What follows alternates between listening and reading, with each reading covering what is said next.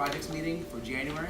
Again, my name is Shawn, University Director for the CUNY Black Initiative, and this month we're talking about the power of partnerships.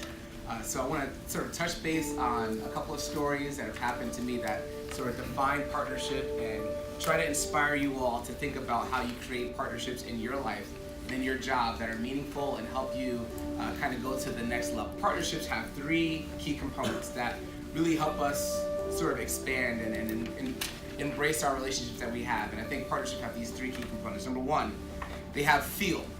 Does it feel right? When you have a partnership with someone, does it feel right? Does it have that sort of, do you walk away from that partnership feeling like, okay, we're in a good place? Does it have that sort of mutual progressive growth that both people are winning on both sides from it? Does it feel like you are in the right relationship? Number two, performance. Does the partnership actually create the performance that you want to see? Does it actually perform favors for you or benefits for you and your team or for your students? Do you see performance come out of those partnerships? Is there a track record of consistent results, strung together consistent results that improve the partnership? Sometimes people are great in partnership for like 1 second and then they disappear for the next second and then they're back again the next second, but that doesn't feel right, right? You want to see performance over a consistent period of time. And number three, are you aligned? Is there alignment with what your vision is and what the partner's vision is? Are you two on the same page about what that is? And it could be, do we agree? Or it could be, what is the win in it for you and what is the win in it for me? And so if you remember when I kind of gave a BMI talk way back in September, I kind of talked about how sometimes people are only in it for themselves and they really ask for things, but they just want what you have. They don't really want to actually partner with you. They just kind of want what you have. And obviously those are like the most ineffective kinds of partnerships. But I want to kind of detail the feel, I want to detail performance and alignment in sort of three key stories. So number one, some of our political leaders, and I'm not going to say any names, have some interesting perspectives about, trying to protect the border of America, right? And so we're hearing this rhetoric now. It's all over and over again. We're hearing it on like social media platforms, on TV, on night shows. We're seeing it on the Daily Show. We're seeing it everywhere. And one of the pieces of rhetoric that is repeated often is that that a wall will be able to help protect us from enemies and from terrorists, right? In such a really important way. And some of the naysayers, the sort of the antithetical objectioners to this theory say, well, actually walls are kind of archaic and a little bit like retroactive. And so the political people come back and they say this, well, you think walls are archaic, well what about the wheel? The wheel has been around for a long time and no one's gotten rid of the wheel. You see wheels on cars, you see wheels on bikes, you see wheels everywhere. So if the wall is not archaic, then the wheel is not archaic. Wheels have been around longer than walls. And so when I hear this rhetoric, it makes me kind of laugh because I'm pretty sure walls have been around forever. Right? Like, I mean, even cavemen, right, had walls. Like, walls were around. And so, like, sometimes you want to call these political people cavemen, but unfortunately, cavemen even understand that walls were around before wheels were, right? And so there's this feeling when you walk away from conversations like that doesn't feel right. It doesn't feel like we're really trying to negotiate, even in a political realm, for actual mutual agreed benefits for both of us, right? It seems like one side just kind of wants their thing, and the other side is kind of wanting their thing, right? So it doesn't feel right. And we're always striving to figure out how to get the right feel in partnerships. You want to walk away feeling like, okay, I think there's some sort of a progressive conversation that's taking us to either whether it be agree to disagree or some sort of mutual beneficial outcome. So kind of keeping that in mind about feel. Performance. The story that I have for performance is I'm thinking about, I was thinking about a time where on the side before CUNY, I've always had side hustles, right? I've always had different sort of ventures I've been a part of. And so one of the companies that I've been a part of for a while has actually had some consultants that we've hired at times to help us produce the results that we wanted to produce in the company. And I remember working with a person once who kept saying, oh yeah, I'm a great writer and I can really help your brand grow. And I can really rework your content and really make sure that you're just really meeting the client's needs in this specific way, A, B, and C. And I was like, great, let me see some examples of it. And the response was, yes, I'll get it to you. I definitely will get it to you. But let's just start working together, and we'll just see, what we can do. And I was like, okay, well, and so I was kind of going on the strength of another friend's recommendation for this person. And sometimes you want to give that person a chance because you're like, well, I don't want to disappoint my friend, right?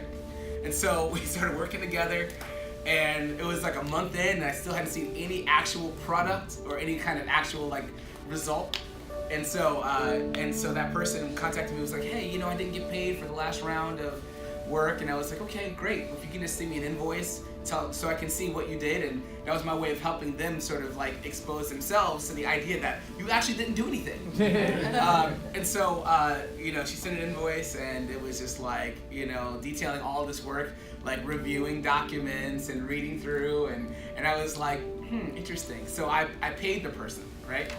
And so, we met again, and then I was like, okay, say, listen, I really need these documents to be done in the next week.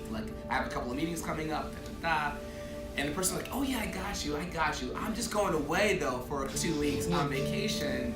So if you don't mind when I get back, and I'm like, yeah, no, that's not how it works. And so unfortunately I had to let that person go.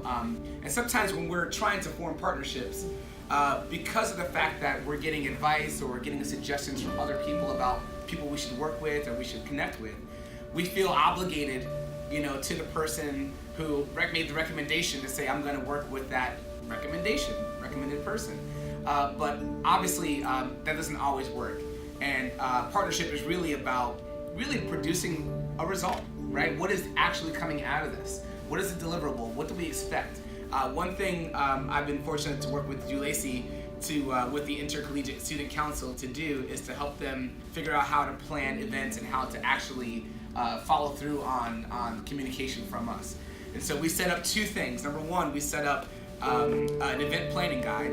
So if you're planning an event that takes a month or it takes a year to plan, we have constructed a guide step by step of what are all the details you need to cover before the event comes up, and who do you need to check in on, before the event comes.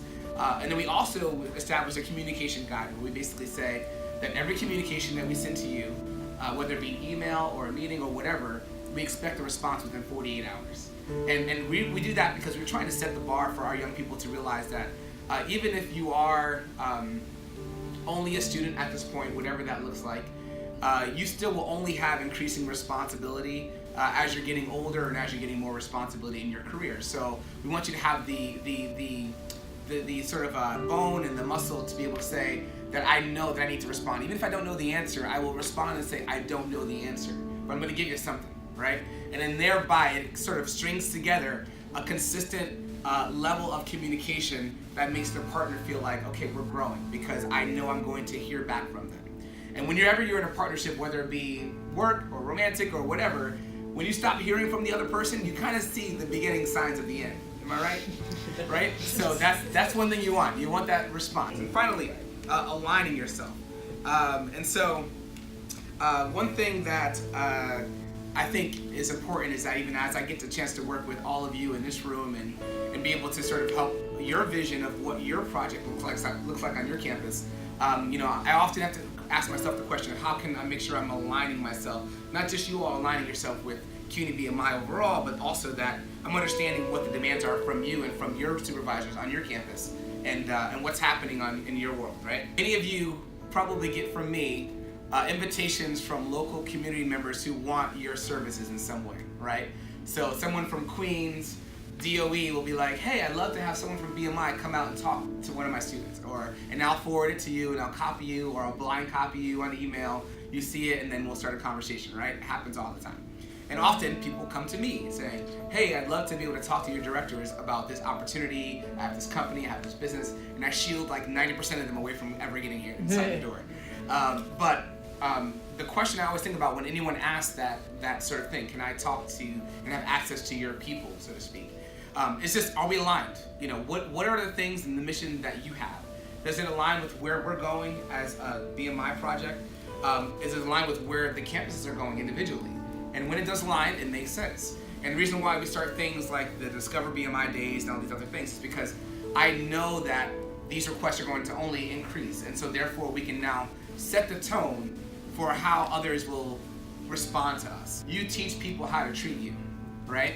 If you just let people treat you how they want to, then you're subject to however they treat you. But if you tell them, no, I expect, if you want to meet with me, you have to give me a week's notice or give me some time, then they understand how to respect you and treat you, and therefore don't walk all over you or step across your boundaries, right? So even as we are learning to align ourselves with each other, from the central to the local campus, or even with you and your community partners, remembering you teach people how to treat you. You teach people how to respect your program.